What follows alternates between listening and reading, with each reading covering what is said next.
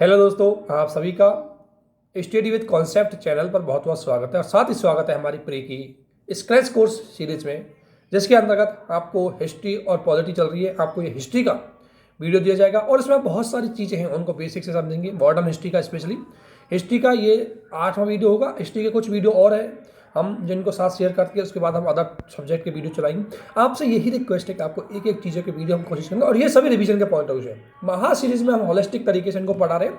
आप देख सकते हैं मॉडर्न हिस्ट्री के 6 वीडियोज हैं वो हमने पहले आपको दिए हैं, तो उनमें आपको बहुत सारी चीज़ें हैं वो आराम से 6 वीडियो में आप हिस्ट्री को समझ जाएंगे कितने अच्छे से हमने उनमें आपको पढ़ाने की कोशिश की। इसलिए आप सभी से रिक्वेस्ट है कि इस वीडियो को ज़्यादा से ज़्यादा देखें, अंत तक देखें, इसको शेयर और सब्सक्राइब करें ताकि बेहतर तरीके से आप समझ सकें। और अगर किसी प्रकार कोई डाउट है तो आप ज़रूर पूछें, लेकिन देखें इसको ज़रूर अंत तक और ज़्यादा से ज़्यादा लोगों के बीच में इसको शेयर और सब्सक्राइब जरूर करें। इसके लिए आप सभी को बहुत बहुत धन्यवाद। Thank you. हेलो दोस्तों, आप सभी का इस प्री के लिए जो क्रैश कोर्स चल रहा है इसमें बहुत बहुत स्वागत है। अभी हम प्री का जो रिवीजन कर रहे थे पॉलिटी में, उसमें मैंने आपको अभी तक कई चीज़ें करवा दी है कि भारत के संविधान का विकास किस तरीके से हुआ। भारत के संविधान के अंतर्गत अनुच्छेद अगर हम बात करें, अनुच्छेद लगभग 1 से लेकर के अनुच्छेद लगभग अगर हम बात करें तो मैंने राष्ट्रपति तक के अनुच्छेद इसमें करवा दिए गए हैं। जितने भी इम्पोर्टेंट अनुच्छेद है, आर्टिकल्स हैं। एक बात इसमें सबसे इम्पोर्टेंट ये है कि ध्यान रखना, जो मैं आपको यही बताने की सोच रहा था कि अगर आप चाहें तो 2 तरीके से चीज़ें होती है। एक तो मैं आपको डायरेक्ट फैक्ट ला करके उसके बारे में थोड़ी व्याख्या करके बता सकता हूँ, लेकिन ध्यान रखना फैक्टों को जब तक आप अच्छी तरीके से समझोगे नहीं तब तक उसको आप यूज अच्छे से नहीं कर पाओगे। एग्जाम पिछली बार मैंने यूपीपीसीएस का या उससे पहले भी मैंने यूपीपीसीएस के या यूपीएससी के पेपर देखे, उनका विश्लेषण किया। तो एक बात ध्यान रखना, सवाल यूपीपीसीएस में डायरेक्ट अनुच्छेद से पूछे जा रहे हैं और ऊपर के सवाल पूछे जाते हैं बिल्कुल, और यूपीएससी में थोड़े कॉन्सेप्ट बेस पे सवाल ज़्यादा पूछे जाते हैं। तो जैसे अभी एक सवाल बेसिक स्ट्रक्चर को लेकर कई बार पूछा जाता है कि बेसिक स्ट्रक्चर में पहली बात तो कई बार पूछ लेता है कि बेसिक स्ट्रक्चर आया कब था। दूसरी बात, बेसिक स्ट्रक्चर में ये पूछा जाता है कि कौन कौन से प्रोविजनों को सुप्रीम कोर्ट द्वारा बेसिक स्ट्रक्चर में शामिल कर दिया गया है। क्योंकि एक बात ध्यान रखना, बेसिक स्ट्रक्चर है ये 1973 के केशवानंद भारती केस में आया था। क्योंकि इस केस में सुप्रीम कोर्ट ने एक बात बोली, सुप्रीम कोर्ट ने बोली कि संशोधन का मतलब संविधान में केवल तार्किक संशोधन करना। केवल तार्किक संशोधन का मतलब है कि देखो, अगर मान लें हमारी कोई घर की बिल्डिंग खराब हो जाती है या कोई स्ट्रक्चर खराब हो जाता है, तो मान लो कोई दीवार खराब हो गई, गेट खराब हो गया, तो हमारा ये उद्देश्य होता है कि हम उस दीवार या गेट को ही सही करवाएं, ना कि उस घर को पूरा तोड़वा करके पूरा दोबारा से बनाएं। तो उसी प्रकार सुप्रीम कोर्ट ने बोला कि संशोधन का मतलब है कि संविधान के कुछ प्रोविजन जो समय के अनुरूप बदलने चाहिए उन्हीं में संशोधन करो, ना कि संविधान की मूल आत्मा में। यानी कि संविधान की मूल आत्मा में कभी संशोधन नहीं होना चाहिए। यानी कि ऐसे संशोधन न्यायपालिका, ऐसे संशोधन संसद नहीं कर सकती जो संविधान की मूल आत्मा है, संविधान के मूल आदर्श है, जो संविधान के आधार है उनमें। बाकी उन मूल आत्मा और मूल आदर्शों को बनाए रखने के लिए जो संशोधन है वो किए जा सकते हैं, लेकिन मूल आत्मा, मूल जो वैल्यूज है, जो बेसिक वैल्यूज है, बेसिक जो सॉइल है हमारे संविधान की, बेसिक जो आइडियोलॉजी है जिन पे हमारा संविधान डिपेंड है, उन आइडियोलॉजी, उन वैल्यूज को हम, या जो प्रेमबल में जो वैल्यूज दिखाई गई है, उन प्रेमबल की वैल्यूओं को किसी प्रकार से बदला ना जाए। तो ऐसा कोई भी अमेंडमेंट है वो नहीं किया जाना चाहिए। और इसी को लिमिटेशन करने के लिए सुप्रीम कोर्ट ने 1973 के केशवानंद भारती केस में बेसिक स्ट्रक्चर तत्व दिया। हालांकि अगर आपसे पूछा जाए कि बेसिक स्ट्रक्चर क्या है, तो ये क्या है, अनडिफाइन है। ये क्या है, अनडिफाइन है। लेकिन कौन कौन से घटक इसमें शामिल है उसको सुप्रीम कोर्ट ने बोला कि हम समय समय पर डिफाइन करेंगे। तो सुप्रीम कोर्ट ने इसमें कई चीज़ें बोला कि ऐसा कोई प्रोविजन जो सुपरमेसी ऑफ कॉन्स्टिट्यूशन, यानी कि संविधान की सर्वोच्चता इसका एक भाग है, यानी कि संविधान की जो सर्वोच्चता है, सुपरमेसी ऑफ कॉन्स्टिट्यूशन है, इसमें आप ऐसा कोई भी संशोधन नहीं करेंगे जो संविधान को लिमिट करता हो। तो इसलिए अगर कोई संविधान संशोधन आता है, संसद के द्वारा लाया जाता है, पार्लियामेंट के द्वारा लाया जाता है, तो उससे अगर सुपरमेसी ऑफ कॉन्स्टिट्यूशन प्रभावित होता है तो सुप्रीम कोर्ट उसे बेसिक स्ट्रक्चर का डिसओबे मानते हुए, उल्लंघन मानते हुए उसको रद्द कर सकता है। ध्यान रखना, क्वेश्चन पहली बात तो आता है कि बेसिक स्ट्रक्चर आया कब था, 1973 में आया था, किस केस में आया था, इसमें आया था, और सुप्रीम कोर्ट का उद्देश्य क्या था। सुप्रीम कोर्ट का उद्देश्य था कि जो संविधान है उसकी मूल उद्देश्य प्रियम्बल में जो आपको वैल्यूज दी गई है, स्वतंत्रता, लिबर्टी, इक्वलिटी, फ्रेटर्निटी, जस्टिस, इनको बनाए रखे, इन्हीं उद्देश्यों के लिए आया है। तो इतना कॉन्सेप्ट, इसके पीछे बहुत बड़ा बैकग्राउंड था, हालांकि इसके बहुत बड़ी इसके पीछे कहानी भी थी, लेकिन अभी चूंकि हम प्री के लिए पढ़ रहे हैं इसलिए, नहीं तो मेंस के बहुत अच्छा कॉन्सेप्ट से इसको डिस्क्राइब करते। इसके अलावा अब बेसिक स्ट्रक्चर में आपको ध्यान रखना है कौन कौन से तत्व शामिल हैं। हालांकि मैं आपको ये भी बता दूंगा कि इनको शामिल क्यों किया गया है। ध्यान रखना, ये जो सारे एलिमेंट, अगर सुप्रीम कोर्ट ने जितने भी एलिमेंट इसमें इंक्लूड किए हैं, इन सारों का एक ही चीज़ है, इनका उद्देश्य है कि संविधान की जो प्रियम्बल है उसकी जो वैल्यूज है, ठीक है, उसके जो आइडिया है और जो हमारा बेसिक कॉन्सेप्ट है, हमारे संविधान का बेसिक कॉन्सेप्ट है, वो डिफेक्ट नहीं होना चाहिए। उन सारे प्रोविजनों को इसमें शामिल किया गया है जिनको मतलब कम से कम इनको तो हमारा संविधान, चाहे कोई भी सरकार आए, कोई भी परिस्थिति आए, कोई भी समय आए, ये तो बने हुए होने चाहिए। तो इनमें किसी प्रकार कोई बदलाव नहीं किया जा सकता। तो इसमें कौन कौन से शामिल किए तो मैं आपको एक एक बताता हूँ। एक है संविधान की सर्वोच्चता, सुपरमेसी ऑफ इंडियन कॉन्स्टिट्यूशन। अगर आपसे पूछा जाए सुपरमेसी ऑफ इंडियन कॉन्स्टिट्यूशन, इसी को हम कॉन्स्टिट्यूशनलिज्म या संवैधानिक वाद बोलते हैं। संविधानवाद, एक बार यूपीएससी ने सवाल पूछा था कि संविधानवाद का मतलब क्या है, उसका मतलब होता है सुप्रीम कोर्ट की सर्वोच्चता या लिमिटेड गवर्नमेंट। क्योंकि जो सुप्रीम कोर्ट अगर सर्वोच्च है तो गवर्नमेंट तो अपने आप अगर सुप्रीम कोर्ट नहीं, अगर संविधान सर्वोच्च है तो उसी के अधीन आ गई सरकार तो इसलिए अगर हम बात करें संविधानवाद की या कॉन्स्टिट्यूशनलिज्म की अगर मैं बात करूं तो कॉन्स्टिट्यूशनलिज्म का ही मतलब ये होता है कि संविधान की सर्वोच्चता या लिमिटेड गवर्नमेंट, ठीक है ना। तो इसलिए ऐसा कोई भी चेंजेस सुप्रीम कोर्ट ऐसा कोई भी बदलाव संविधान संशोधन संसद नहीं कर सकती जो सुपरमेसी ऑफ कॉन्स्टिट्यूशन को प्रभावित करे। ध्यान रखना। दूसरी बात, भारतीय राजनीति में अगर हम यूनिवर्सल जो इलेक्शन को हमने अपनाया गया है, सार्वभौमिकता, जो डेमोक्रेसी अपने अपनाई है, ये जो रिपब्लिक आया है, हमारा कोई भी संशोधन सुप्रीम कोर्ट ने स्पष्ट कहा है कि कोई भी ऐसा अमेंडमेंट संसद अगर करेगी जो इनको इफेक्ट करेगा तो हम उसको रद्द कर देंगे, क्योंकि वो बेसिक स्ट्रक्चर का उल्लंघन होगा। देखो अब ध्यान रखना, अगर डेमोक्रेसी को ही शामिल कर लिया तो पूरा संविधान इसी में आ गया। डेमोक्रेसी को शामिल करने मतलब पूरा संविधान इसी में आ गया, क्योंकि संविधान के सारे प्रोविजन तो डेमोक्रेसी के ही है, उसी डेमोक्रेसी को बनाए रखने के लिए ही है। अगर रिपब्लिक को कर दिया, अब देखो रिपब्लिक प्रगति का मतलब है कि हम ऐसा नहीं कर सकते जैसे शी जिनपिंग में किया है कि शी जिनपिंग परमानेंट भारत के मतलब चाइना के प्रेसिडेंट बन गए, तो हम ऐसा कोई प्रोविज़न नहीं करेंगे। ऐसा नहीं करेंगे कल के जाकर कि कोविंद को हम परमानेंट राष्ट्रपति बना दें। अगर ऐसा कोई प्रोविज़न संसद करती है सरकार तो न्यायपालिका उसको रोक देगी। इसीलिए भारत में हमेशा कभी भी तानाशाही सरकार नहीं हो सकती, कभी भी एक व्यक्ति का शासन नहीं हो सकता। भारत हमेशा डेमोक्रेसी रहेगा। संविधान में ऐसा कोई भी बदलाव, कोई भी सरकार चाहे कितना ही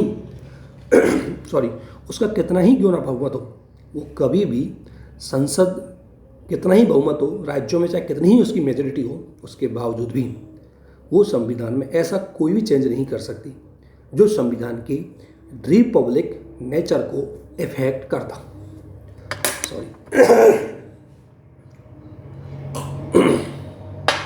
ठीक है ना। इसके बाद सेकुलरिज्म, एक चीज और ध्यान रखना, सेकुलरिज्म की बात करें तो ये एसआर बोम्बईवाद आया था, एक आध दो थोड़ा ध्यान रखना। एसआर बोम्बईवाद में 1994 में सेकुलरिज्म को भारतीय संविधान के बेसिक स्ट्रक्चर में जोड़ा गया था, धर्मनिरपेक्ष व्यक्ति। अर्थात सेकुलरिज्म होना, अर्थात संविधान में आर्टिकल 25, आर्टिकल 26, 28 इनमें कोई भी अमेंडमेंट संसद ऐसा नहीं कर सकती जिससे सेकुलरिज्म इफेक्ट होता। तो सेकुलरिज्म किसका पार्ट है? बेसिक स्ट्रक्चर का पार्ट। मैं इनको इसलिए बता रहा हूँ क्योंकि ऐसे तो मैं अगर डायरेक्ट में बोल दूँ ये एक ये होता है, एक ये होता है, तो ये याद नहीं रह पाएंगे। और सवाल यूपीएससी और पीसीएस में कई बार पूछे भी गए कि बेसिक स्ट्रक्चर में शामिल नहीं है या शामिल है। और आप अगर अदर पीसीएस भी दे रहे हैं तो वहाँ भी सवाल इससे पूछे जाते हैं। यूपीएससी ने खुद ने कई बार इससे सवाल पूछे हैं, इसलिए आपको ध्यान रखना है।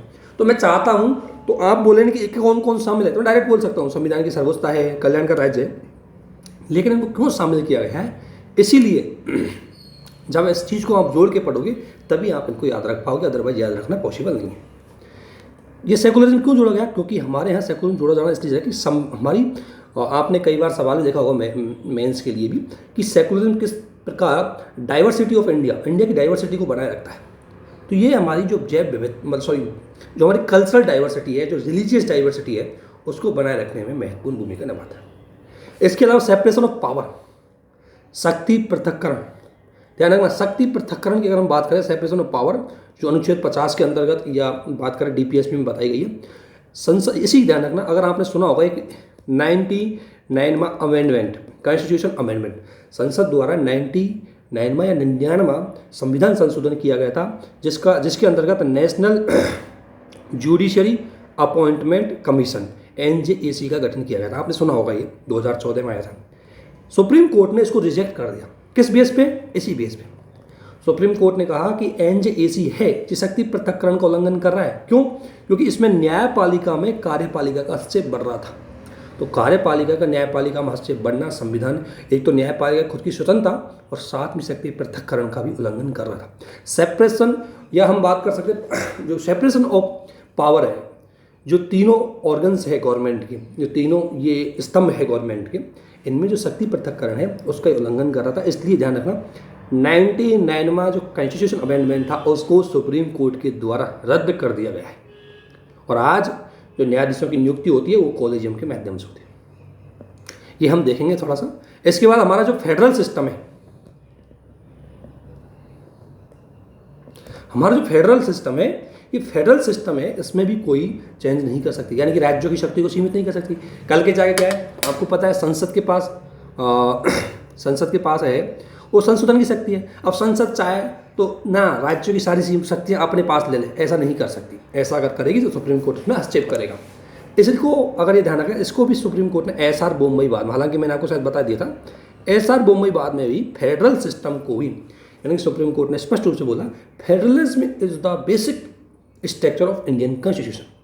SR बोम्मई बाद में सुप्रीम कोर्ट ने ये स्पष्ट रूप से डिफाइन किया। इसके अलावा हमारी इंटीग्रिटी ऑफ नेशनल इंटीग्रिटी है, उसको भी, यानी कि ऐसा कोई संशोधन नहीं कर सकती संसद जिससे हमारे देश की एकता अखंडता प्रभावित हो। वेलफेयर स्टेट,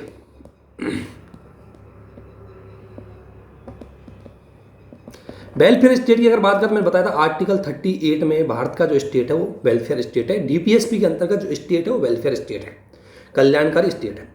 यानी कल्याणकारी स्टेट का मतलब है कि देखो, चाहे हम कितने ही पूंजीवादी हो जाओ, चाहे हम कितने भी निजीकरण को अपना लें, चाहे राज्य की कितनी ही शक्ति सीमित हो जाए, लेकिन राज्य कभी भी अपने सामाजिक और आर्थिक न्याय के कर्तव्य को नहीं भूलेगा। अगर ऐसा भूलता है तो सुप्रीम कोर्ट उसको याद दिलाएगा। क्यों? क्योंकि राज्य का जो रोल है वो कल्याणकारी है। जैसे जुडिशियल रिव्यू, न्यायिक समीक्षा को कभी भी संसद सीमित नहीं कर सकती। हालांकि जो इंदिरा गांधी के टाइम पर जुडिशियल रिव्यू को सीमित करने की कोशिश की गई थी, इसलिए सुप्रीम कोर्ट इस बात को भली भांति जान गया था कि जुडिशियल रिव्यू तो ही इसकी पावर है, इसको सीमित नहीं किया जाता। तो न्यायिक समीक्षा भी बेसिक स्ट्रक्चर का भाग है। इसके अलावा आर्टिकल 21 की हम बात करें, ये आर्टिकल 20 में पर्सनल लिबर्टी एंड जो गरिमा है, ये आर्टिकल 21 का भाग है। तो आर्टिकल 21, एक बात फिर बता दूं, सारे मौलिक अधिकार बेसिक स्ट्रक्चर में नहीं आते, लेकिन कुछ मौलिक अधिकार है वो बेसिक स्ट्रक्चर में आते। सारे मौलिक अधिकार नहीं आते, ध्यान रखना। सवाल एक बार यूपीएससी ने पूछा भी था कि सभी मौलिक अधिकार बेसिक स्ट्रक्चर का भाग है, तो गलत है। मौलिक अधिकार बेसिक स्ट्रक्चर का भाग नहीं है, कुछ आर्टिकल है बेसिक मौलिक अधिकारों के जो बेसिक स्ट्रक्चर का भाग है, जिसमें एक हो गया आर्टिकल 21। दूसरा हमारा पार्लियामेंट्री सिस्टम है, क्योंकि कई बार क्या चल रहा है कि हमारे यहाँ अध्यक्ष शासन, प्रेसिडेंटियल गवर्नमेंट बनाने की बात हुई थी एक बार, तो सुप्रीम कोर्ट को लग रहा है कि प्रेसिडेंटियल गवर्नमेंट भारत में फिट नहीं है। तो ये प्रेसिडेंटियल जो गवर्नमेंट है, इससे पूरा दिक्कत आ जाएगी, भारत के स्ट्रक्चर के हिसाब से नहीं है। इसलिए पार्लियामेंट्री सिस्टम को बनाए रखने के लिए उसको बेसिक स्ट्रक्चर में भाग में शामिल कर दिया। अब संसद चाह करके भी कुछ नहीं कर सकती इसका। रूल ऑफ लॉ, विधि का शासन, ध्यान रखना। अब रूल ऑफ लॉ अगर हम बात करें तो आर्टिकल 14 की बात है, तो आर्टिकल 14 को भी पूरा शामिल नहीं किया गया, केवल रूल ऑफ लॉ को बेसिक स्ट्रक्चर में शामिल किया गया। ये छोटे छोटे सवाल हैं, आपके क्वेश्चन से हैं, और इन्हीं की सिली मिस्टेक से आप प्री से बाहर होते हैं। प्री से बाहर होने का रीज़न आपकी पढ़ाई में कमी नहीं है। प्री से बाहर होने का रीज़न है एग्जाम हॉल में एक तो आपकी जो मेंटलिटी है कितनी अच्छी है। सेकंड बात यह है, अगर मैं आपको बताऊं तो सेकंड बात है कि सिली मिस्टेक आपने मत करना। अगर आपने सिली मिस्टेक करी तो इसका मतलब आप जो मेरिट है उससे बाहर होने की संभावना ज़्यादा बन जाती है, क्योंकि सिली मिस्टेक का मतलब वो जो आप उनको सही कर सकते हो लेकिन छोटी सी आपकी कंसंट्रेशन की कमी की वजह से वो गलत हो जाती है, तो वो मत करना। और इसके लिए आपको रिवीजन बहुत ज़रूरी है। अगर आप जितना ज़्यादा रिवीजन करोगे आपकी सिली मिस्टेक उतनी ही कम होगी, जितनी ज़्यादा आप प्रैक्टिस करोगे सिली मिस्टेक आपकी उतनी ही कम होगी। तो ये चीज़ आपको एक तो ध्यान रखनी है। इसके अलावा फंडामेंटल राइट ध्यान रखना, ये चीज़ इसने बोला है फंडामेंटल राइट और डीपीएसपी, ध्यान रखना बड़ा डिस्प्यूट था फंडामेंटल राइट को लेकर के और डीपीएसपी को लेकर के। आपको पता है ये बहुत बड़ा डिस्प्यूट चलता रहा कि फंडामेंटल राइटों को ज़्यादा वरीयता दी जाए या डीपीएसपी को वरीयता दी जाए, क्योंकि फंडामेंटल राइट व्यक्ति के लिए थे, डीपीएसपी समाज के लिए थे। बाद में सुप्रीम कोर्ट के कई जजमेंट आए थे, है ना। तो उस जजमेंटों को भी अगर मैं थोड़ा सा बेसिक अगर आपको बता दूं, हालांकि मैंने शायद बता दिया है लेकिन बताता हूँ, कई संशोधन आए थे सुप्रीम कोर्ट के, जिसमें अगर हम बात करें तो जैसे एक तो आया था 1967 का केस गोलकनाथ विद, इसमें सुप्रीम कोर्ट ने फंडामेंटल राइट को वरीयता दी, ठीक है। इसके बाद इंदिरा गांधी आई थी 25 में कॉन्स्टिट्यूशन अमेंडमेंट के माध्यम से, 25 में कॉन्स्टिट्यूशन अमेंडमेंट के माध्यम से इंदिरा गांधी के द्वारा डीपीएसपी को वरीयता दी गई थी उस टाइम कि अगर नीति निर्देशक तत्वों को लागू करते टाइम अगर ज़रूरत पड़े तो फंडामेंटल राइटों को भी सीमित कर देंगे। इसके बाद इसको कमी को दूर करने के लिए फिर 1973 में केशवानंद भारती केस आया। केशवानंद भारती केस ने बोला कि देखो बात ऐसी है कि ठीक है हमारे लिए सामाजिक न्याय भी जरूरी है, तो हमारे लिए व्यक्ति स्वतंत्रता भी जरूरी है, लेकिन हम केवल और केवल 39B एंड 39C को ही क्या कर सकते हैं, वरीयता दे सकते हैं। सभी डीपीएसपीओ को मौलिक अधिकारों के ऊपर वरीयता नहीं दे सकते। यदि 39B और 39C ये सामाजिक न्याय से संबंधित अनुच्छेद हैं, अगर हम दोनों को लागू करते टाइम अगर फंडामेंटल राइट सीमित होते हैं तो कोई दिक्कत नहीं, लेकिन आप बोलो 40 को 41 को उनको लेकर के आप डीपीएसपीओ को लेकर के फंडामेंटल राइटों को सीमित नहीं कर सकते। ये बोला था केशवानंद भारती बाद में सुप्रीम कोर्ट के द्वारा, लेकिन इंदिरा गांधी ने 42वां अमेंडमेंट कर दिया और 42वें अमेंडमेंट के अंतर्गत इंदिरा गांधी ने बोला कि सारे डीपीएसपी है, मतलब जो उस टाइम इंदिरा एक्ट आया था उसमें सारे डीपीएसपी फंडामेंटल राइट से आगे हैं सारे। अब आपको पता है 36 से लेकर 51 में अगर किसी भी अनुच्छेद को आपको इम्प्लीमेंट करना है और वो यदि फंडामेंटल राइट का उल्लंघन कर रहा है कोई दिक्कत नहीं है, उनको सुपीरियर माना जाएगा, किसको, डीपीएसपी। लेकिन सुप्रीम कोर्ट ने मिनर्मा मिल्स आया था, कौन सा केस आया था, मिनर्मा मिल्स बाद एक मिल थी उसको लेकर के डिस्प्यूट हुआ था उसके कुछ मजदूरों को लेकर, तो ये 1980 में आया था और इसमें सुप्रीम कोर्ट ने बोला कि केवल और केवल 39B एंड 39C इनको लागू करते टाइम ही फंडामेंटल राइटों को सीमित किया जा सकता है, अदरवाइज अन्य बातों को, जो बात केशवानंद भारती बोली उसी में इसमें बोली।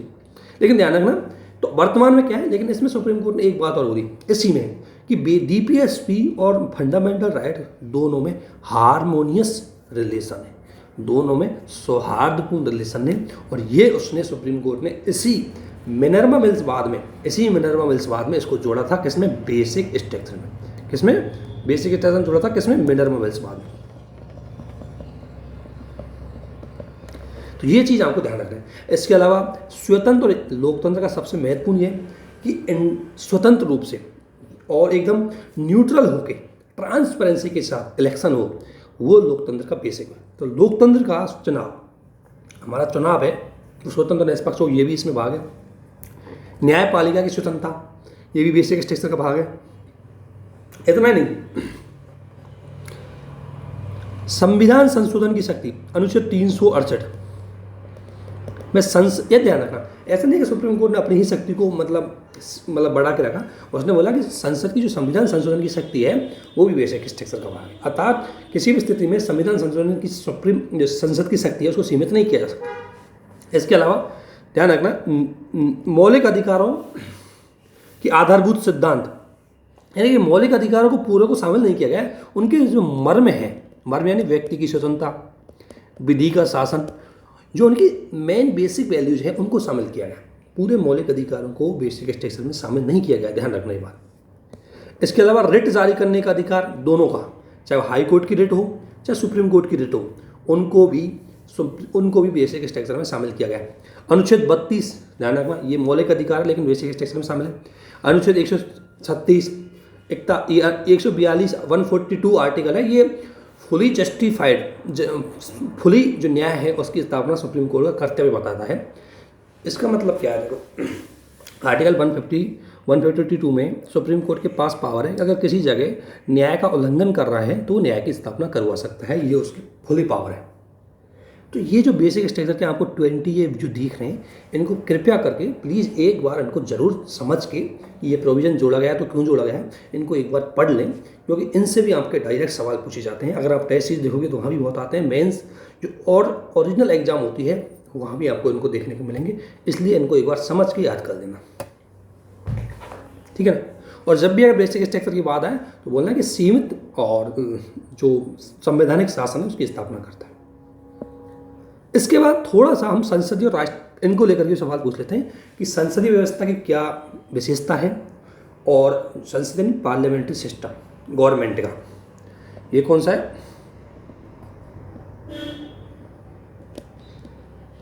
पार्लियामेंट्री सिस्टम, और यह प्रेसिडेंशियल, ठीक है ना। तो इन दोनों को लेकर के भी कई बेसिक सवाल पूछे जाते हैं आपसे प्री में, बेसिक सवाल। पिछली बार यूपीएससी में सवाल आया हुआ था और मैंने ये विशेषताएं आपको करवाई थी पिछली बार जो क्रैश कोर्स हुआ था उसमें, और यूपी पीसीएस में भी डायरेक्ट सवाल पूछे जाते हैं बिल्कुल बेसिक से। तो इनके जनरल इनकी बेसिक विशेषताएं तो आपको कम से कम पता तो होनी चाहिए कि क्या है प्रेसिडेंशियल गवर्नमेंट और क्या है पार्लियामेंट्री गवर्नमेंट। देखो प्रेसिडेंशियल गवर्नमेंट की सबसे बड़ी खास बात है, सॉरी पार्लियामेंट गवर्नमेंट की सबसे बड़ी खास बात यह होती है कि इसमें डबल एग्जीक्यूटिव होती है। डबल एग्जीक्यूटिव में क्या होता है, एक तो होती है फॉर्मल और एक होती है रियल, या हम इसको कह सकते हैं नॉमिनल और रियल। देखो फॉर्मल या अनौपचारिक, फॉर्मल या औपचारिक, ये होता है राष्ट्रपति। जैसे हमारा राष्ट्रपति है वो फॉर्मल है, जबकि पीएम है वो पीएम और उसका मंत्रिपरिषद है वो रियल है। यानी कि दो प्रकार की कार्यपालिका होती है, एक होती है वास्तविक और एक होती है नाम मात्र, ध्यान रखना। तो दो प्रकार की कार्यपालिका संसदीय शासन की सबसे अहम विशेषता है, ये बात बिल्कुल सही है। ठीक इसी के विपरीत यदि हम देखें तो एकल कार्यपालिका होती है, किसमें, प्रेसिडेंशियल गवर्नमेंट में, यथार्थ या राष्ट्रपति ही सर्वोच्च होता है, ध्यान रखना। एक ही होता है, यहाँ पीएम नहीं होता, केवल और केवल राष्ट्रपति होता है, और राष्ट्रपति ही रियल होता है और राष्ट्रपति ही नॉमिनल होता है। अतः समस्त कार्यपालिकाएं शक्तियाँ यहाँ प्रेसिडेंट में निहित होती है। इसलिए अमेरिका का जो प्रेसिडेंट है वो एकमात्र पावरफुल आदमी होता है अमेरिका में, तो वो एकमात्र कार्यपालिका है उनकी।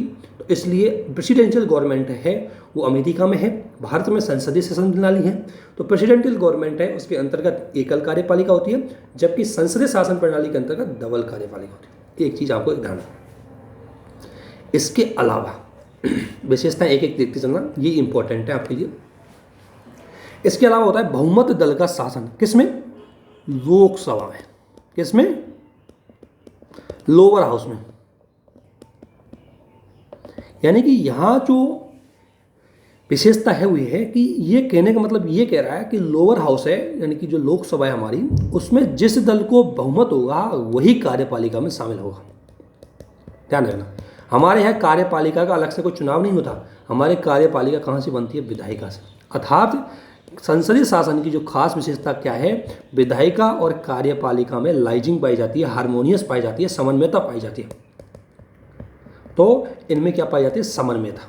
ध्यान रखना, पृथक्करण नहीं है, विधायिका और कार्यपालिका में हमारे यहाँ सेपरेशन नहीं है, हारमोनियस है। बिकॉज एग्जीक्यूटिव के जो भी मेंबर है वो सारे लेजिस्लेटिव के भी मेंबर होते हैं, और अगर नहीं है तो विद इन 6 मंथ उनको किसी भी न किसी सदन की सदस्यता लेनी पड़ती है, अन्यथा उनके कार्यपालिका पद से उनको त्यागपत्र देना पड़ता है। ध्यान रखना, 6 महीने तक रह सकता है, लेकिन विद इन 6 मंथ उसको, चाहे वो लोअर हाउस हो चाहे अपर हाउस हो, उसके किसी भी सदन की सदस्यता लेनी पड़ती है, नहीं तो उसका पद रिक्त हो जाता है। तो संसदीय शासन प्रणाली की सबसे महत्वपूर्ण विशेषता क्या है कि विधायिका और कार्यपालिका में समन्वय पाया जाता है, हारमोनियस रिलेशन पाया जाता है, पृथक्करण नहीं। जबकि इसलिए जब विधायिका का चुनाव होता है उसी से कार्यपालिका बढ़ती है, ठीक है। तो नॉर्मली कार्यपालिका और विधायिका का चुनाव एक जैसा रहता है। इसके अलावा जो राष्ट्रपति शासन है उसमें देखो अलग है। उसमें ध्यान रखना, अमेरिका में अगर बात करेंगे हम, तो अमेरिका में एक खास विशेषता क्या है कि हमारे यहाँ तो जो आपको मंत्रिपरिषद के सदस्य देख रहे हैं वो सारे कहीं ना कहीं लोकसभा या राज्यसभा के सदस्य हैं, और नहीं है तो उनको 6 महीने में लेना पड़ेगा। अमेरिका में देखो क्या होता है। अमेरिका में विधायिका और राष्ट्रपति ये एक दूसरे पृथक पृथक होती है। इतना ही नहीं, इनकी चुनाव अवधि भी अलग अलग है। जैसे राष्ट्रपति का चुनाव 4 वर्ष के लिए होता है, और हमारा जो लोअर हाउस है उसका चुनाव 2 वर्ष के लिए होता है, ठीक है ना। तो हमारे यहाँ तो 5 वर्ष का कार्यकाल विधायिका का होता है, 5 वर्ष का कार्यकाल मंत्रिपरिषद का होता है, अगर उसको बहुमत है तो। राष्ट्रपति शासन में जो लेजिस्लेटिव है और जो एग्जीक्यूटिव है एकदम सेपरेट होते हैं, कोई लिंकिंग नहीं होता। ना तो उनका एक साथ चुनाव होता है, और ना जो राष्ट्रपति जो इनकी कार्यपालिका होती है उनमें जरूरी नहीं कि कोई विधायिका के सदस्य होते हैं। इसलिए अमेरिका में क्या होता है कि जो कार्यपालिका के सदस्य होते हैं वो नॉर्मली राष्ट्रपति के ही जानकार होते हैं। राष्ट्रपति के रिश्तेदारों को बना देंगे या कोई विशेषज्ञों को बना देंगे, क्योंकि उनको किसी भी सदन की सदस्यता लेने की कोई ज़रूरत नहीं होती। ये दोनों में डिफरेंस है। वहाँ एकदम सेपरेशन है बिटवीन लेजिस्लेटिव एंड एग्जीक्यूटिव, जबकि पार्लियामेंट्री सिस्टम में एग्जीक्यूटिव और लेजिस्लेटिव में लाइजिंग होती है। क्योंकि एग्जीक्यूटिव की जो मेंबर है वो पार्लियामेंट के मेंबर होना चाहिए, नहीं है तो विदिन 6 मंथ उनको पार्लियामेंट की सदस्यता लेनी पड़ेगी, चाहे वो किसी भी हाउस से। ठीक है, इसमें सामूहिक उत्तरदायित्व होता है, यानी कि जो कार्यपालिका है, जो मंत्रिपरिषद है, वो लोअर हाउस के प्रति सामूहिक उत्तरदायित्व होता है, रेस्पॉन्सिबल होती है, कलेक्टिव रेस्पॉन्सिबिलिटी पाई जाती है। अर्थात कलेक्टिव रेस्पॉन्सिबिलिटी का मतलब है कि एक मंत्री ने अगर कोई बात बोली तो सारे मंत्री उसको मानेंगे, और संसद ने अगर एक मंत्री से कोई क्वेश्चन पूछा है तो सारे मिनिस्टरों को उस क्वेश्चन का जवाब किसी न किसी रूप में देना पड़ेगा। इतना ही नहीं, अगर ये मंत्रिपरिषद के विरुद्ध अगर लोकसभा में अविश्वास प्रस्ताव आता है, मोशन आता है, तो अगर उस मोशन में अगर ये पास नहीं हो पाते तो इनको त्यागपत्र देना पड़ता। जबकि वहाँ कोई मोशन नहीं आता, कोई अविश्वास प्रस्ताव नहीं आता, ठीक है ना। वहाँ राष्ट्रपति शासन में एक बार बन गए राष्ट्रपति और एक बार से कार्यपालिका बन गई, संसद से कोई लेना देना नहीं है। संसद ना तो उसको कभी हटा सकती है ना ही कुछ कर सकती है। इसलिए ध्यान रखना, इसलिए हमारे यहाँ मंत्रिपरिषद है वो स्थायी नहीं होती, जबकि जो प्रेसिडेंशियल गवर्नमेंट है उसमें जो प्रेसिडेंट है या मंत्रिपरिषद है या कार्यपालिका है वो हमेशा स्थायी रहती है, उसको बीच में भंग नहीं किया जा सकता। जबकि हमारे यहाँ तो मंत्रिपरिषद को जिस दिन अगर मेजोरिटी प्राप्त नहीं है उसी दिन वो क्या हो जाती है, त्यागपत्र उसको देना पड़ता है। तो संसदीय शासन प्रणाली की सबसे खास हो सकता है कलेक्टिव रेस्पॉन्सिबिलिटी, जबकि प्रेसिडेंशियल में ऐसा कोई स्टैंडर्ड नहीं होता। इसमें राजनीतिक एकरूपता होती है। राजनीतिक एकरूपता कैसे होती है कि जिसको लोकसभा में बहुमत होता है, जिस पार्टी को, उसी की कार्यपालिका होती है। तो अर्थात कार्यपालिका किसकी होगी, जिसको लोकसभा में बहुमत है। तो ज़्यादा दिक्कत नहीं आती, क्योंकि कार्यपालिका जैसे आज भाजपा गवर्नमेंट है तो भाजपा गवर्नमेंट ही मंत्री है उसके प्रधानमंत्री, और भाजपा गवर्नमेंट के ही ज़्यादातर सदस्य है लोकसभा में और राज्यसभा में। तो इसलिए राजनीतिक एकता है, अर्थात जो गवर्नमेंट लाएगी नॉर्मली वो पार्लियामेंट में इजीली पास हो जाएगा, वो ज़्यादा विरोधाभास की स्थिति नहीं आएगी। लेकिन वहाँ एक रूपता जरूरी नहीं है। इसलिए आपने देखा होगा डोनाल्ड ट्रंप जब राष्ट्रपति थे तो उसका लोअर हाउस में उसकी पार्टी का बहुमत नहीं था, इसलिए उसके ज़्यादातर मुद्दों पर बहुत डिस्प्यूट खड़ा होता था, क्योंकि कार्यपालिका अलग राजनीतिक दल की थी और जो लोअर हाउस है या अपर हाउस है वो अलग राजनीतिक दल का था। तो उनके जो भी मुद्दे आते थे वो रोक देते थे, जबकि भारत में ऐसा नहीं है। भारत में कार्यपालिका है, उसी का ज़्यादातर बहुमत है, उसी सदन में सबसे ज़्यादा होगा, तो उसके ज़्यादा डिस्प्यूट नहीं होते। इसलिए राष्ट्रपति शासन में जो प्रेसिडेंशियल फॉर्म ऑफ गवर्नमेंट है इसमें डिस्प्यूट बहुत ज़्यादा होते हैं। किसमें, लेजिस्लेटिव और एग्जीक्यूटिव में, जबकि पार्लियामेंट्री में डिस्प्यूट नहीं होते, क्योंकि दोनों में हारमोनियस पाया जाता है। और आपको पता है दोहरी सदस्यता होगी, इतना इसमें दोहरी सदस्यता होती है। डबल मेंबरशिप, डबल मेंबर किससे है कि जैसे अगर हम मंत्री की बात करें तो एक तो एग्जीक्यूटिव का मेंबर भी है और साथ साथ में वो किसी हाउस का भी मेंबर है, जबकि इसमें एकल मेंबरशिप होती है। किसमें, प्रेसिडेंशियल फॉर्म में एक तो या तो वो रहेगा एग्जीक्यूटिव का या वो रहेगा किसका, मतलब पार्लियामेंट। तो इस तरीके से डिफरेंस है, ये बेसिक डिफरेंस आपको पता होना चाहिए, ठीक है ना। उसके अलावा इसमें शक्तियों का थोड़ा बिल्कुल थोड़ी सी हार्मोनाइजिंग रहती है, इसमें स्पष्ट रूप से सेपरेशन होता है। दूसरी बात इसमें ध्यान रखना, एक खास बात और है, इसमें मंत्रिपरिषद की सलाह से प्रेसिडेंट लोअर हाउस को डिसॉल्व कर सकता है, लोअर हाउस को विघटित कर सकता है। यानी कि लोकसभा है हमारी, वो समय से पूर्व भी भंग हो सकती है, ठीक है ना। इसमें ऐसा नहीं है, इसमें उसका जो फिक्स कार्यकाल है उससे पहले उसको भंग नहीं किया जा सकता। ये है पार्लियामेंट्री सिस्टम और प्रेसिडेंशियल सिस्टम। ध्यान रखना, इसको समझ के इसी से रिलेटेड अगर मैं कोई भी उत्तर आता है आपसे तो इन्हीं को बेस बना करके आपको प्रेसिडेंशियल फॉर्म और पार्लियामेंट्री फॉर्म के अगर उनके गुण वो पूछे जाए, उनकी क्या फीचर्स हैं, तो इन्हीं के बेस के आधार पर उनको उत्तर देना है। गुण क्या है दोनों के? देखो, अगर बात करें हम गुण और दोष, तो अगर हम सबसे पहले गुण देखें किसके, अगर हम बात करें, ये शायद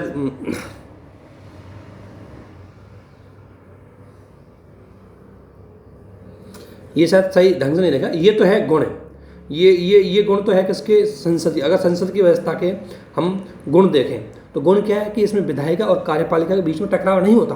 क्यों? क्योंकि दोनों एक ही होते हैं भाई। जिसको कार्यपालिका में बहुमत होता है उसी का विधायिका, जिसको विधायिका में बहुमत है वही कार्यपालिका में जाता है। तो जिसके सदस्य विधायिका में ज़्यादा है तो डिस्प्यूट तो खड़ा होगा ही नहीं, क्योंकि वो आसानी से बहुमत से पारित करवा लेगा। लेकिन मैंने बताया था प्रेसिडेंशियल फॉर्म में विधायिका और कार्यपालिका एक दूसरे से अलग होती है, और यही कारण है कि उसमें राजनीतिक विरोधाभास होने की वजह से उनमें डिस्प्यूट खड़ा हो जाता है। और आपने सुना होगा अमेरिका में डोनाल्ड ट्रंप जब मैक्सिको की दीवार बनवाना चाह रहे थे, वॉल ऑफ मैक्सिको की सीमा पर दीवार बनवाना चाह रहे थे, तो उसको रोकने के लिए वहाँ की पार्लियामेंट ने उसको पैसा फंडिंग नहीं दी, क्योंकि फंडिंग का तो अधिकार किसके पास है? पार्लियामेंट के पास है। और इसको लेकर के बहुत बड़ा डिस्प्यूट अमेरिका में रहा था राष्ट्रपति और संसद के बीच में, जबकि भारत में जो नॉर्मली कार्यपालिका चाहती है लगभग पार्लियामेंट में वो चीज़ पारित हो जाती है। क्यों? क्योंकि पार्लियामेंट में जो है लोअर हाउस, उसमें डेफिनेटली है कि एग्जीक्यूटिव की जो पार्टी है उसका डेफिनेटली की मेजोरिटी होगी, ठीक है ना। दूसरी बात, ये गुण, इसमें दूसरी बात एक बात बताऊँ, ये मैं बता दूँ, ये जो चीज़ दिख रही है ना, ये तो है दोष किसके? जो अध्यक्ष शासन प्रणाली उसके दोष है ये, ठीक है ना। जैसे अध्यक्ष शासन प्रणाली में दिक्कत क्या है कि उसमें विधायिका कार्यपालिका में टकराव होता है। दूसरी बात गैर उत्तरदायी है, क्योंकि कार्यपालिका के सदस्य अलग है, वो संसद के सदस्य नहीं है, तो इसलिए वो तो अलग रेस्पॉन्सिबल नहीं होंगे इनके प्रति। दूसरी बात, उसमें लिमिटेड प्रतिनिधित्व होता है। उसमें लिमिटेड प्रतिनिधित्व क्या है कि देखो, कार्यपालिका में एकमात्र राष्ट्रपति ही सर्वेसर्वा होता है, और वो अपने ही लोगों को फिर मंत्री बनाता है, तो उसमें सबका बहुमत नहीं मिलता। जबकि हमारे यहाँ अगर आप मंत्रिपरिषद में देखोगे तो एसटी को भी मिल रहा है, एससी को भी मिल रहा है, महिलाओं को भी शामिल किया जा रहा है। हर का रिप्रेजेंटेशन हमारी मिनिस्टर ऑफ काउंसिल में शामिल किया गया है, क्योंकि वो लोकसभा के सदस्य भी है, ठीक है ना। इसलिए ध्यान रखना। जबकि ये जो दोष दिख रहे हैं आपको, ये है संसदीय शासन प्रणाली के दोष। कैसे? देखो, संसदीय शासन प्रणाली में विधायिका और कार्यपालिका में सामंजस्य होता है, रेस्पॉन्सिबल गवर्नमेंट होती है, और निरंकुश। जैसे निरंकुशता पर रोक कैसे? कि अमेरिका में अगर राष्ट्रपति कुछ भी कर ले उसको कोई नहीं हटा सकता, हटाएंगे तो महाभियोग जैसी प्रक्रिया से, इम्पीचमेंट प्रोसेस से। और आपने देखा होगा इम्पीचमेंट प्रोसेस डोनाल्ड ट्रंप के विरुद्ध लाई गई थी, लेकिन पास नहीं हो पाई, क्योंकि बहुत ही कॉम्प्लिकेट होती है ना। भारत में अगर आप इम्पीचमेंट प्रोसेस देखेंगे, इम्पीचमेंट की पूरे प्रोसीजर देखेंगे, वो भी कॉम्प्लिकेट है, आसानी से पास नहीं हो पाएगा। इसलिए अगर वहाँ का राष्ट्रपति अगर सर्वोच्च हो गया तो कोई कुछ नहीं बिगाड़ने वाला आसानी से उसका, इसलिए वह निरंकुशता का थोड़ा डर रहता है। भारत में क्या है, जो कार्यपालिका है वो रेस्पॉन्सिबल रहती है लोअर हाउस के प्रति। अगर कार्यपालिका को लगता है, अगर लोअर हाउस को लगता है, संसद को लगता है कि कार्यपालिका तानाशाही हो रही है, तो उस पर वो कार्रवाई भी करती है, प्रश्न पूछती है, हस्तक्षेप करती है, उसका फंडे रोक देती है, काफ़ी चीज़ें। इसके अलावा ये जो गुण दिख रहे हैं, ये गुण, ये है संसदीय शासन प्रणाली के दोष, ठीक है। तो संसदीय शासन प्रणाली का अगर दोष देखें, लेकिन संसदीय शासन प्रणाली में एक बात, अस्थायी सरकार बनती है। जैसे अगर आप बात करोगे तो 1989 से 2014 के बीच में जो गठबंधन की सरकार बनी, क्यों? क्योंकि लोअर हाउस में किसी भी दल को बहुमत नहीं था, और ऐसी स्थिति में क्या है कि गठबंधन सरकार में अगर एक दल भागा, सरकार गिर गई। इससे अस्थायी सरकार बनने की पूरी संभावना रहती है। जबकि संसद जो अध्यक्ष शासन प्रणाली का एक खास बात ये होती है कि उसमें स्थायी सरकार होती है। किसी भी सदन में बहुमत मिले या न मिले, राष्ट्रपति चुनाव होकर आता है, जीतता है, जीतने के बाद वो पावरफुल होता है, उसके अलावा किसी की भी नहीं सुनता। दूसरी बात, इसमें नीतियों की निश्चितता नहीं होती, क्योंकि नीतियों की निश्चितता इसलिए, मान लो गठबंधन की सरकार है, इतनी पार्टियां उसमें मिली हुई होती है। जैसे अगर कांग्रेस के काल में यूपी में देखेंगे, इतनी पार्टियां मिलकर बनी हुई थी कि हर पार्टी की विचारधारा अलग अलग थी। तो किसी भी पॉलिसी पर पहुंचने से पहले हर पार्टी अपना टाक खींच लेती थी। फॉर एग्जाम्पल, कांग्रेस की विचार जब यूपीए सरकार थी तो हम अमेरिका से संबंध नहीं बना पाए, क्योंकि उस टाइम जो कम्युनिस्ट पार्टी है उसका बहुमत कांग्रेस को चाहिए था। अब वो विरोध करती थी अमेरिका से संबंध बनाने की, वो विरोध करती थी इजराइल से संबंध बनाने की। अब करे तो क्या करे प्रधानमंत्री, उसको सरकार चलानी है, तो वो क्या करता कि अमेरिका से संबंधों में थोड़ा आनाकानी हमारी चलती रहेगी। इसलिए तो मतलब जब जॉइंट सरकार होती है, गठबंधन की सरकार होती है, तो आपको पता है कि उसमें प्रधानमंत्री की स्थिति बहुत ही खराब होती है। उसको सभी दलों को लेकर के चलना पड़ता है। और गठबंधन की सरकार चाहे कोई भी हो, चाहे यूपी हो चाहे एनडीए हो, अगर कोई भी सरकार गठबंधन की है उसमें करप्शन भी बहुत ज़्यादा होता है। क्योंकि गठबंधन की सरकार में होता क्या है कि लगता है कि आज है कल ना रहे, इसलिए लूटना है जितना आज ही लूट लो, है ना। जितनी चोरी करनी है, जितना करप्शन करना है आज ही कर लो, पता नहीं कल कोई सदस्य ले, कल कोई दल आया लेके भागा, चल अपने सदस्यों को लेके चला गया और हमारी सरकार गिर गई। तो इसलिए उसमें करप्शन के चांस बहुत ज़्यादा रहते हैं, उसमें नीतियाँ जल्दी से नहीं बन पाती। ये दोष है थोड़ा पार्लियामेंट्री सिस्टम का। और जब भारत में 1989 से लेकर के और 2014 तक या इस बीच में जब पार्लियामेंट्री, आपने देखा होगा 1990 में 91, 92, 93 इनमें डेली सरकार गिरती थी, बढ़ती थी, चुनाव हो रहे, इतना ज़्यादा पॉलिटिकल अनस्टेबिलिटी थी भारत में कि इसको बाद एक बार क्वेश्चन उठने लग गए कि हमें पार्लियामेंट्री सिस्टम को छोड़ करके हमें प्रेसिडेंशियल सिस्टम अपना लेना चाहिए, क्योंकि प्रेसिडेंशियल सिस्टम में स्टेबिलिटी रहती है, ठीक है ना। तो इसी को लेकर के आपने सुना होगा वेंकट चलिया आयोग बनाया गया था कि संविधान का रिव्यू करो, क्या संविधान में रिव्यू करके क्या चेंज हो सकता है, क्या पार्लियामेंट फॉर्म ऑफ गवर्नमेंट है वो प्रेसिडेंशियल फॉर्म ऑफ गवर्नमेंट में जा सकती है नहीं जा सकती। बाद में निष्कर्ष ये निकला, बाद में तत्कालीन हमारे प्रेसिडेंट थे, उन्होंने स्पीच भी दिया संसद में जॉइंट सेशन में कि देखो शासन व्यवस्था कोई भी हो उसको जो बेहतर चलाएगा चलाने वालों पर डिपेंड करती हो। अगर हम अच्छी तरीके से चलाएंगे तो हम प्रेसिडेंशियल हमारी जो पार्लियामेंट फॉर्म है वो भी अच्छी तरीके से चलेगी, और नहीं चलेगी तो अगर हम ढंग से नहीं चलाएंगे तो प्रेसिडेंशियल फॉर्म ऑफ गवर्नमेंट वो भी अच्छे से नहीं चलेगी। तो ये जो इनके जो है, तो देखो इसका अच्छा ये दोष है ये कि इसका पार्लियामेंट्री फॉर्म का यहाँ अस्थायी सरकार होती है, यह अस्थायी सरकार होती है, ये अध्यक्षीय शासन प्रणाली का अच्छा गुण है। ये होती है नीति निश्चित नहीं होती, ऑब्वियसली मैंने बताया था। यहाँ नीतियों में निश्चितता होती है क्योंकि 4 साल तक तो फिक्स हम पद पे बने रहेंगे, कोई नहीं हटा सकता। जबकि यहाँ तो क्या है कि किसी दिन लोअर हाउस में इनका बहुमत गया, 2-4 मेंबर बदल गए, इतने में इनका बहुमत गिर जाता है। यह शक्तियों का विभाजन नहीं होता, ध्यान रखना, ये शक्ति विभाजन के विरुद्ध अवरुद्ध है। क्यों? क्योंकि कार्यपालिका है वही विधायिका होती है, ठीक है ना।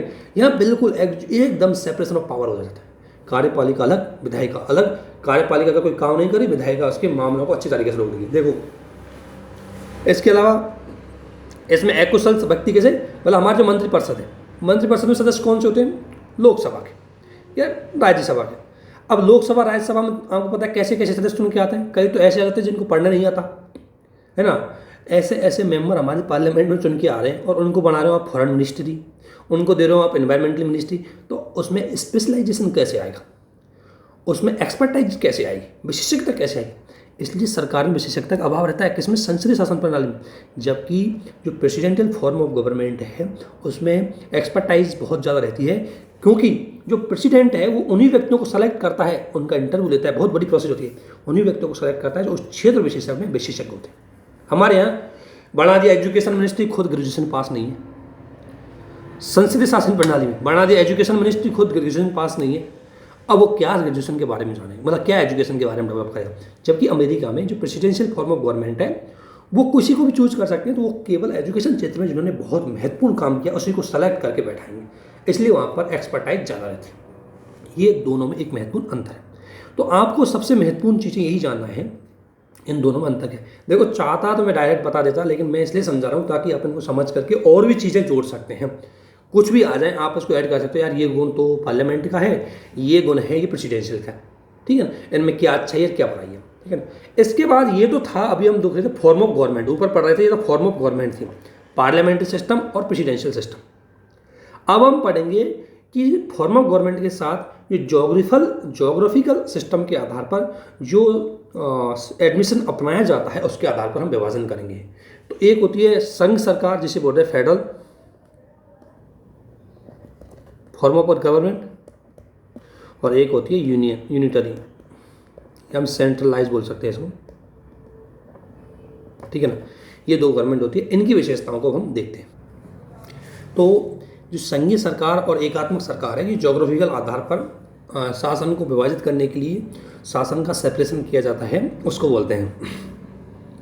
तो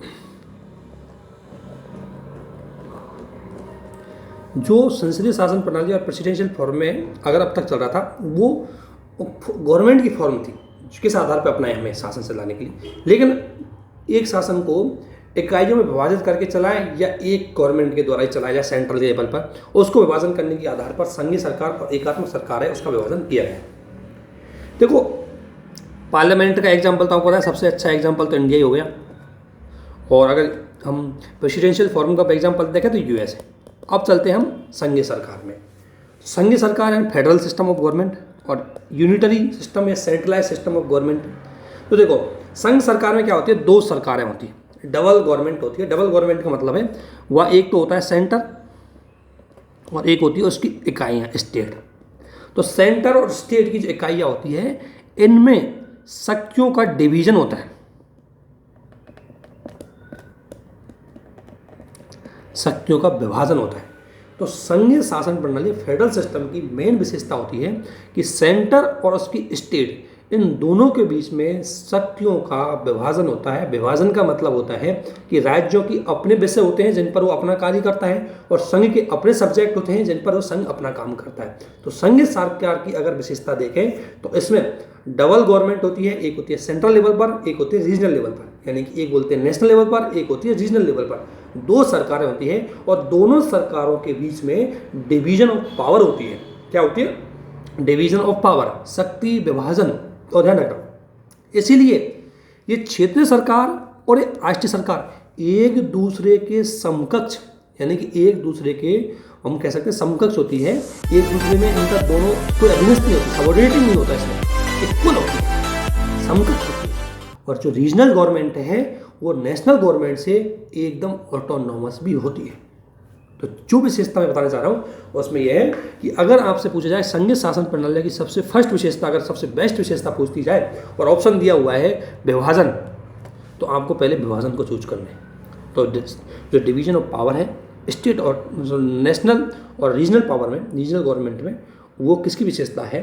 वो संघीय शासन की या government form, federal form of government की। जबकि अब इसमें पहली विशेषता क्या होगी कि दो स्टेट है वो क्या होंगे? स्वायत्त भी होंगे, इन ऑटोनॉमस होंगे, समकक्ष होंगे यानी इक्वल होंगे, सबऑर्डिनेट नहीं होंगे।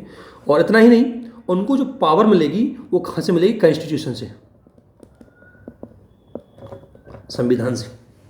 जो शक्ति मिलेगी संविधान से। और आपको पता है हमारे संविधान में दी हुई है राज्यों की पावर। अगर बात करें 169 आर्टिकल से लेकर 169 से 152 आर्टिकल से लेकर के 213 आर्टिकल 152 से लेकर के आर्टिकल 213 तक समस्त पावर राज्यों को दी गई है संविधान में। ठीक है ना? तो सब यानी कि जो रीजनल सरकार है इनको सेंट्रल गवर्नमेंट या नेशनल गवर्नमेंट से पावर नहीं मिलती, इनको पावर संविधान से मिलती है। और इसीलिए इनका ये है कि जब आपको भी संविधान से मिलती है तो हमको भी संविधान से मिलती है, ऐसे दोनों इक्वल और एकदम ऑटोनोमस है। ठीक है ना? ये संघीय सरकार की पहली विशेषता है। जबकि जो एकीकृत सरकार होती है, यूनिटरी सरकार या हम बोल सकते हैं सेंट्रलाइज सरकार, इसमें क्या होता है कि जो नेशनल गवर्नमेंट है वो सर्वोच्च होती है और जो क्षेत्रीय सरकार है वो नेशनल गवर्नमेंट या सेंट्रल गवर्नमेंट के ऊपर डिपेंड करता है कि मुझे शासन संचालन के लिए छोटी छोटी यूनियन इकाइयाँ बना देनी चाहिए। तो क्षेत्रीय सरकार है वो उनके अधीन होती है, वो उनसे स्वायत्त नहीं होती। और इतना ही नहीं, इन क्षेत्रीय सरकारों को या रीजनल सरकारों को जो शक्तियाँ मिलती है वो नेशनल गवर्नमेंट देती है, ना कि संविधान। ध्यान रखना, इसलिए ना तो ये स्वायत्त समकक्ष होती है और ना ही ये इनको संविधान से शक्ति मिलती है। तो यहाँ शक्ति विभाजन नहीं होता, यहाँ शक्ति विभाजन होता है, पहली विशेषता। दूसरी बात, संघीय सरकार की सबसे बड़ी विशेषता यह है, सबसे स्पेशल फीचर और ये है कि संविधान रिटन होना चाहिए। क्योंकि संविधान रिटन होगा तभी तो पता लगेगा कि स्टेट की क्या पावर है, सेंटर की क्या पावर है, स्टेट किन सब्जेक्ट पे कानून बना सकती है, स्टेट लेजिस्लेशन और वो। तो इसलिए संविधान कैसा होना चाहिए? लिखित। तो सबसे महत्वपूर्ण विशेषता है कि अगर हमें फेडरल सिस्टम को अपनाया तो उसकी लिखित कॉन्स्टिट्यूशन या रिटन कॉन्स्टिट्यूशन भी होना जरूरी है। जबकि यूनिटरी या सेंट्रलाइज गवर्नमेंट है उसमें रिटन भी हो सकता है और नॉन रिटन भी हो सकता है। जैसे अगर एग्जांपल बात करें तो फ्रांस का जो कॉन्स्टिट्यूशन है वो रिटन है और वहाँ भी एकात्मक सरकार है। और अगर वेटरन की बात करें तो वहाँ का संविधान है वो लिखित नहीं है, तो वहाँ पर भी क्या है संविधान, वहाँ क्या है एकात्मक शासन प्रणाली है। लेकिन संघीय शासन प्रणाली की सबसे खास विशेषता रही कि वहाँ का संविधान लिखित होना चाहिए। दूसरी बात, जो राष्ट्रीय, मैंने बताया था सेपरेशन, डिवीजन ऑफ पावर, इसमें डिवीजन ऑफ पावर होता है, इसमें डिवीजन ऑफ पावर नहीं होता, ठीक है। और इसमें संविधान की सर्वोच्चता होती है, ये ध्यान रखना। सबसे बड़ी बात है कि फेडरल सिस्टम है उसमें सुपरमेसी ऑफ कॉन्स्टिट्यूशन,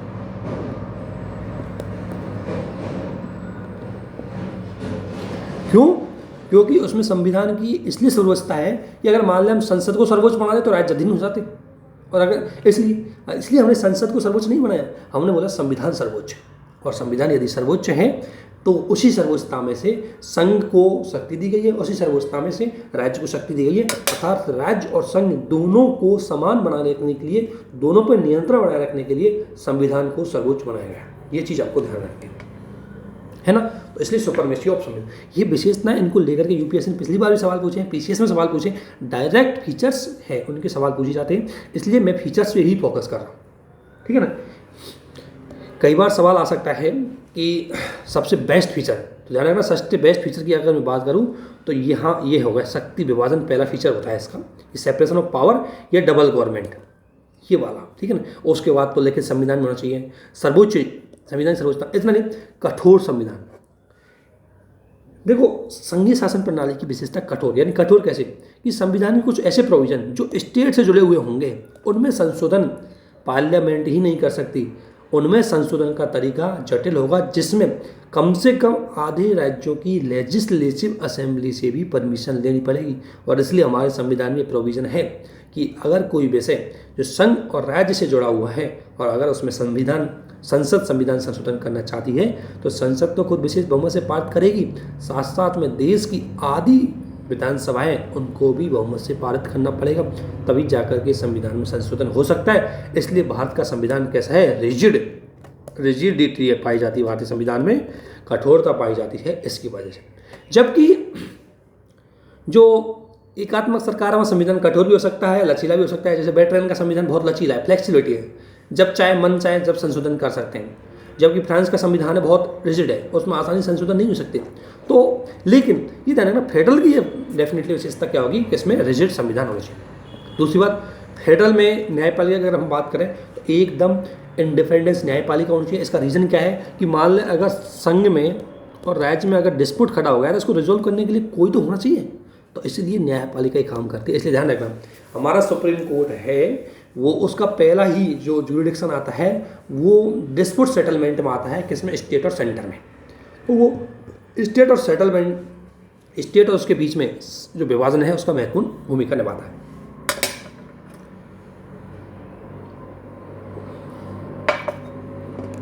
दूसरी बात, इसमें double house government, double house जो लेजिस्लेटिव होती है, क्यों होती है डबल हाउस लेजिस्लेटिव? देखो इसमें क्या है, एकात्मक हो भी सकती है, नहीं हो सकती। तो एकात्मक में कोई बाध्यकारी नहीं है, ध्यान रखना, एकात्मक हो भी सकती है, नहीं हो सकती, हो सकती है, नहीं हो सकती। लेकिन इसमें ड्यूअल हाउस जो लेजिस्लेटिव है वो होनी चाहिए। क्यों होनी चाहिए? क्योंकि इसमें जैसे हमारा बात एक करे लोअर हाउस और ये करे अपर हाउस। ध्यान रखना अपर हाउस इन राज्यसभा, ये लोकसभा, ध्यान रखना लोकसभा तो जनता का रिप्रेजेंटेशन करती है, रिप्रेजेंटेशन ऑफ पब्लिक। लेकिन अपर हाउस है, आपको पता है राज्यसभा, ये स्टेट का रिप्रेजेंटेशन करती है।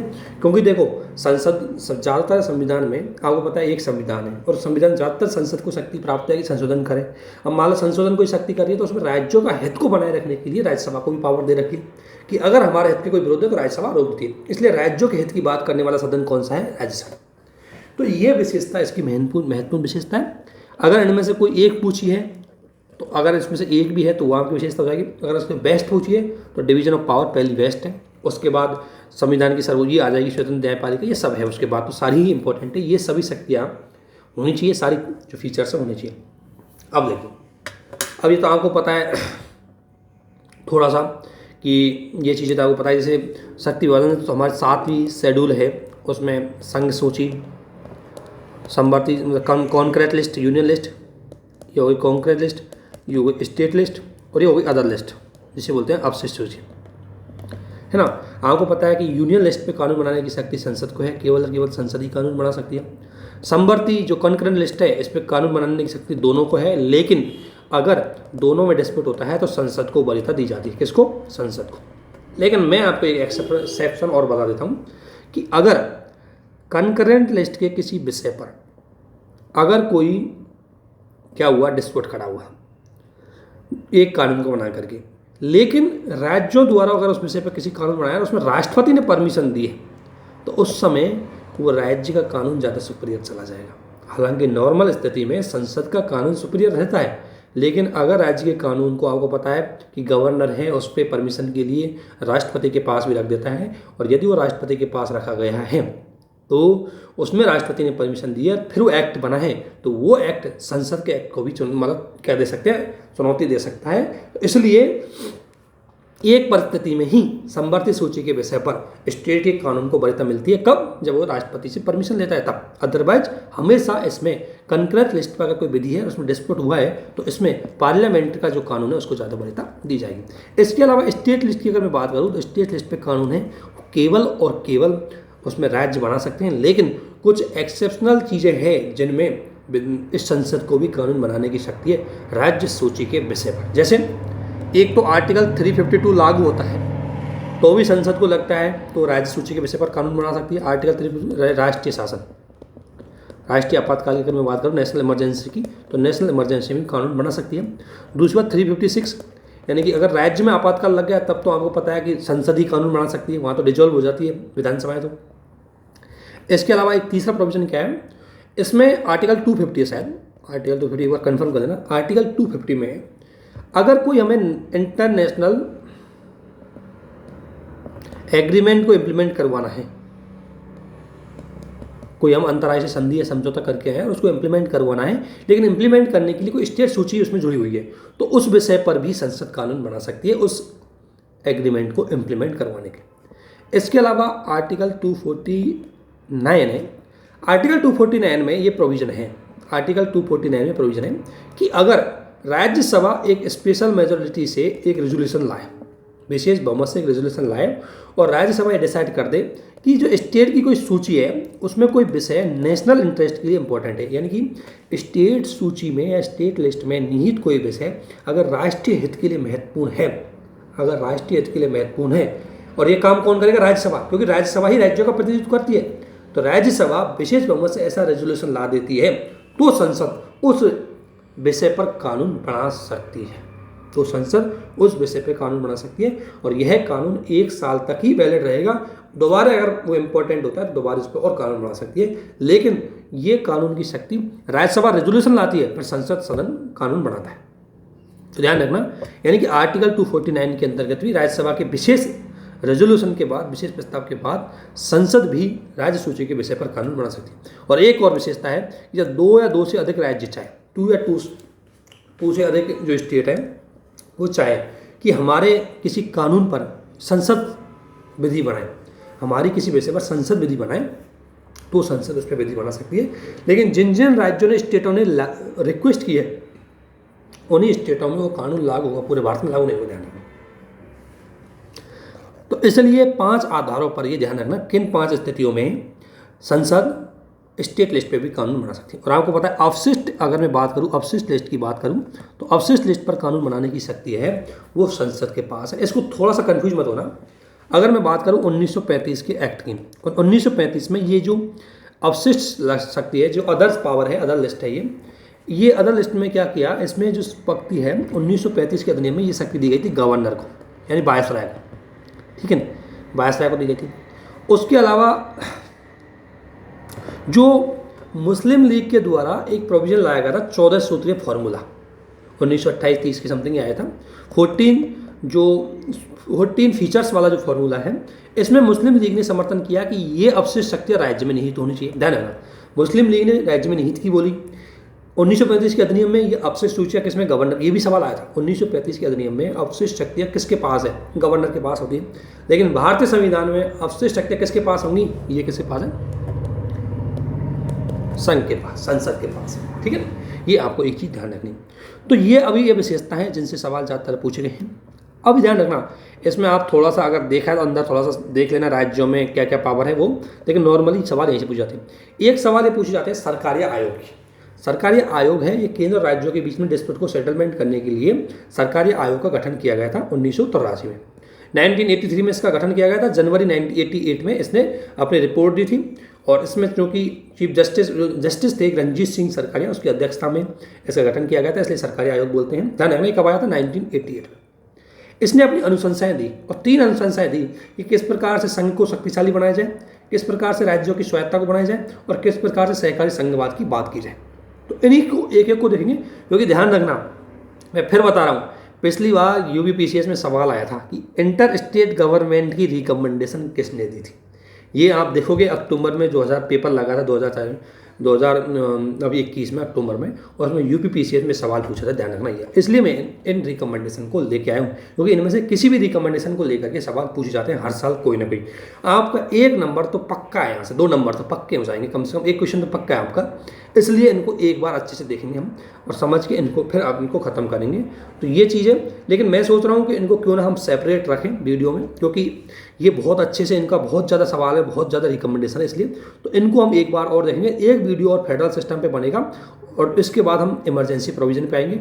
मैं आपसे एक बात बोल रहा हूँ, देखो एक बात आप ध्यान रखना, आप चाहते हैं तो मैं ये दृष्टि की वो आती है वो घटना चक्र, मैं उस घटना चक्र को 2-3 वीडियो में ख़त्म कर सकता हूँ, ठीक है ना। लेकिन एक बात ध्यान रखना, मैं चाहता हूँ कि आपको यहाँ से कुछ चीज़ें ऐसी भी मिले जो आपको मेंस में भी हिंट दे दें, और थोड़ा सा कॉन्सेप्ट पे भी फोकस करो।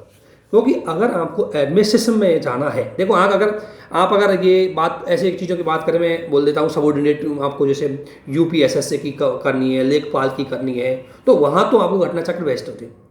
लेकिन यदि आपको यूपीपीसीएस या यूपीएससी में सिलेक्शन लेना है, तो आपको कॉन्सेप्ट बेस तो पढ़ना ही पड़ेगा। आपकी जो थिंकिंग का दायरा है वो तो बढ़ाना ही पड़ेगा। और मैं मान लेते हैं घटना, आप कई बार कुछ तो ये भी सोचते होंगे कि कुछ फैक्ट फिगर आते हैं डायरेक्ट, उन्हीं को पढ़ ले, क्यों इतना विस्तार से पढ़ ले। एक बात ध्यान रखना, आप प्री पास करके कुछ भी नहीं कर सकते। जब तक आपकी मेंस पास नहीं होगी, आपका कुछ होने वाला है नहीं। तो मेंस के वो भी थोड़ा सा ध्यान रखना है, इसलिए कॉन्सेप्ट तो आपको चाहिए। अगर आपको पास होना है एग्जाम में, और अंतिम एग्जाम तक, अंतिम उसके लेवल तक पास होना है, तो आपको कॉन्सेप्ट पे जाना ही पड़ेगा। आपको मेंस अच्छे तरीके से पढ़नी ही पड़ेगी। तो इसलिए ध्यान रखना कि कॉन्सेप्ट पे ज़्यादा फोकस करो। प्री के फैक्ट तो आपके 2 मिनट में आ जाएंगे। प्री के फैक्ट कोई बड़ी बात नहीं है। प्री के फैक्ट तो अगर आपने कॉन्सेप्ट पढ़ा है, अब देखो ये सारी मैंने, जैसे ये मेरे मेंस के पॉइंट ऑफ व्यू से मैं नोट्स बनाए थे अपने, लेकिन इसमें आपको प्री के सारे फैक्ट आ जाएंगे। अब ये इंटर स्टेट काउंसिल है, मुझे पता है कि इसको क्यों लाया गया था, और इसी टाइम क्यों लाया गया था, और फिर इसी टाइम लाया गया तो क्यों लाया गया था, क्या सिचुएशन हुई थी, वो चीज़ अगर आपको पता होगी तभी आप क्वेश्चन के बैकग्राउंड को तैयार कर पाओगे। कई बार बोलते हैं सर उत्तर कैसे लिखें, कैसे बेस्ट लिखें। जब तक आप ये क्वेश्चन में कॉन्सेप्ट नहीं आएगा, पढ़ने वाले को ज़्यादा मज़ा नहीं आता। फैक्ट तो हर कोई डाल सकता है, फैक्ट तो क्या है, रटी हुई चीज़ है। बस फैक्ट है वो इतना रखो ताकि वो क्वेश्चन में जो हम कॉन्सेप्ट ले रहे हैं उसको जस्टिफाई कर सके। इसलिए फैक्ट भी जरूरी है, मैं ये नहीं कह रहा फैक्ट, लेकिन फैक्ट से ज़्यादा महत्व कॉन्सेप्ट का होता है, ठीक है ना। तो चलो, ये तो प्री का पॉइंट ऑफ व्यू, ज़्यादा इसमें तो ऐसा मुद्दा हम डिस्कशन नहीं करेंगे। लेकिन मैं बता रहा हूँ आपको फैक्ट है वो भी लाए जाएंगे, डोंट वरी।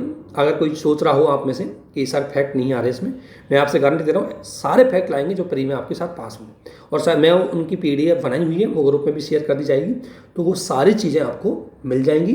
बस आप तो इनको जो मैं बता रहा हूँ उसको थोड़ा सा समझते हुए आपने जो भी पढ़ा है उसको उसी वे में रिविजन करो, उसी वे में उसको पढ़ो। बस ये चीज़ पे आपको ज़्यादा फोकस करना है, और हम धीरे धीरे इसमें कोशिश कर रहे हैं कि इसको और अच्छी तरीके से आपको फ़ायदा दिया जाए। पिछली बार भी पूरा ये जो क्रैश कोर्स है, ये मैंने सारे सब्जेक्ट लगभग मैंने कवर किए थे इसमें विदिन 1 मंथ में। बहुत कम टाइम था, बहुत लिमिटेड टाइम था। उस लिमिटेड टाइम में बहुत थोड़ी फास्ट के साथ, थोड़ी स्पीड के साथ हमने जैसा तैसा करके किया था। लेकिन अगर किसी बंदे ने उसको समझ के पढ़ा है तो पॉलिटी के लगभग 1820 सवाल इसी में से आए थे।